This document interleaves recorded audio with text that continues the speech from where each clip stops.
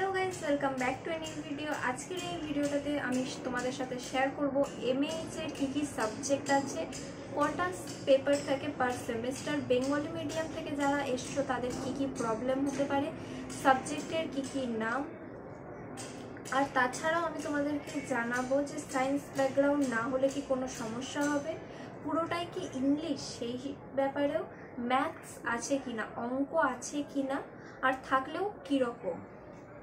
তো চলো ভিডিওটা স্টার্ট করা যাক। ফার্স্টেই শুরু করি যে কি কি সাবজেক্ট থাকে আর সাবজেক্টের নাম। এটা দিয়ে সাবজেক্ট থাকে তোমাদের পার সেমিস্টারে হচ্ছে 5টা করে পেপার থাকে, 5টা করে সাবজেক্ট থাকে। এবার এই সাবজেক্টগুলো ডিপেন্ড করে, সাবজেক্টগুলো একটা পার্ট 1 থাকে হয়তো সেমিস্টার 1-এ, পার্ট 2 থাকে সেমিস্টার 3-এ, সেকেন্ড সেমিস্টারে, এরকম করে থাকে। আমি কটা সাবজেক্টের নাম তোমাদেরকে বলছি যেগুলোর পার্ট আছে, যেমন হচ্ছে medical terminology, principles of management, health care, biostatistic, accountancy, medical record, hospital administration, hospital management, finance, এরকম আরও অনেক সাবজেক্ট আছে। আমি কিছু কিছু জিনিসেরই নাম বললাম। এনভায়রনমেন্ট সায়েন্স, ইভিএস যেটা, সেটাও আছে, কম্পিউটারও ছিল আমাদের, এরকম অনেক সাবজেক্ট আছে, সব মিলিয়ে ঝুলিয়ে। কিছু কমার্সও আছে, কিছু সায়েন্স ব্যাকগ্রাউন্ডেরও আছে, কিছু আর্টস ব্যাকগ্রাউন্ডেরও আছে। Principal of management, health care management, এগুলো পুরোপুরি পড়লে মনে হবে তুমি হিস্ট্রি, জিওগ্রাফি এসব পড়ছো। অ্যাকাউন্টেন্সি, বায়োস্ট্যাটিস্টিক্স, ফিন্যান্স, এগুলো পুরোপুরি ম্যাথমেটিক্যাল। এছাড়াও তোমাদের ইংলিশ সাবজেক্ট একটা থাকে কমিউনিকেশনের জন্য, সেখানে পুরোপুরি মনে হবে যেন তোমরা ইংলিশ পড়ছো। আরও কমার্স ব্যাকগ্রাউন্ডের যেরকম অ্যাকাউন্টেন্সি আর এই সমস্ত জিনিস থাকে, মানে সব কিছু মিলিয়ে গুছিয়ে সব ধরনেরই সাবজেক্ট থাকে এটাতে। এরপর হচ্ছে পুরোটাই কি ইংলিশ? হ্যাঁ, পড়াশোনাটা পুরোপুরি ইংলিশ, তোমাদেরকে ইংলিশেই আনসার লিখতে হবে পরীক্ষার খাতাতেও, আর কোয়েশ্চেনও আসবে পুরোপুরি ইংলিশে।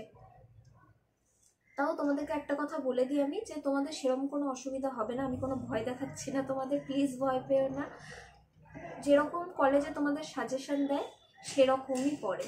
কলেজের টিচাররা যতই বলুক জানি না, তারা জানে যে সেমিস্টারে তোমাদের কি পড়বে না পড়বে, আর সেই হিসেবেই সাজেশন দেয় পাস করার মতো। যারা ভালো স্টুডেন্ট তারা তো ভালো মার্কস নিয়েই পাস করবে, অ্যাভারেজ স্টুডেন্টদের পাস করার মতো সাজেশন টিচাররা ওই জন্য দিয়ে দেয়, আর টিচাররা যা সাজেশন দেয় তাই পরীক্ষায় পড়ে। এই টিচারদের সাজেশন আর টিচারদের ক্লাসগুলো খুব ভালো করে ফলো করবে। বেঙ্গলি মিডিয়ামদের কি প্রবলেম হবে? ফার্স্ট সেমিস্টারটা প্রবলেম হবে, কারণ তোমরা এতদিন বাংলাতেই পড়াশোনা করে এসছো, বাংলাতেই লিখে এসছো সব কিছু। হঠাৎ করে যদি তোমাদেরকে বলে ইংলিশে সমস্ত পড়াশোনা, ইংলিশের নোটস মুখস্থ করতে হবে, ইংলিশের নোট লিখতে হবে, তো সমস্যা একটু হবেই। বাট সেটা তোমাদের ফার্স্ট সেমিস্টারের মধ্যেই হবে, ফার্স্ট সেমিস্টারে তোমাদের এরকম প্রবলেম হবে।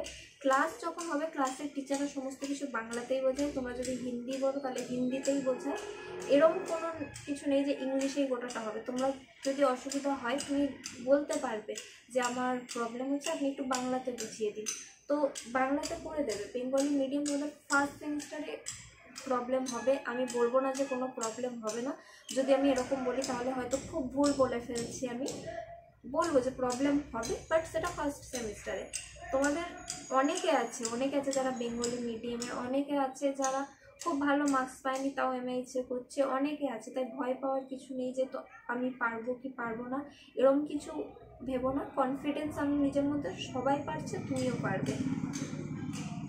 সায়েন্স ব্যাকগ্রাউন্ড না হলে কোনো সমস্যা নেই, আমি নিজেই পিওর আর্টসের।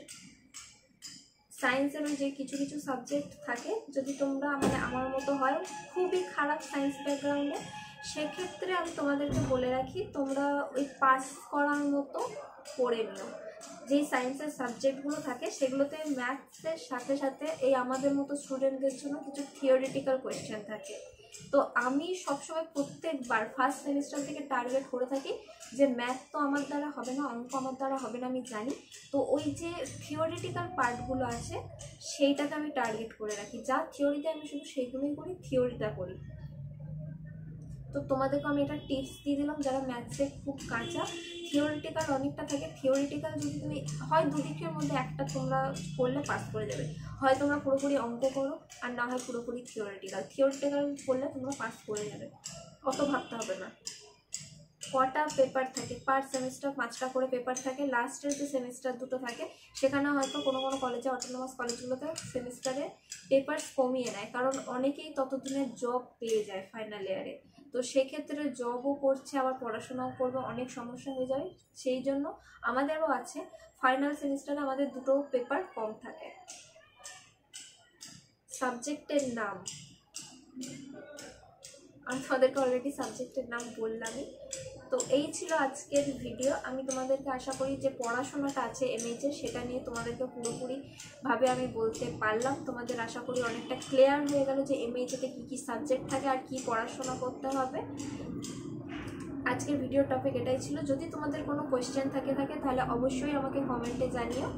আর আমার চ্যানেলটাকে প্লিজ লাইক, শেয়ার এবং সাবস্ক্রাইব করে নিও। টাটা গাইস, দেখা হচ্ছে পরের ভিডিওতে।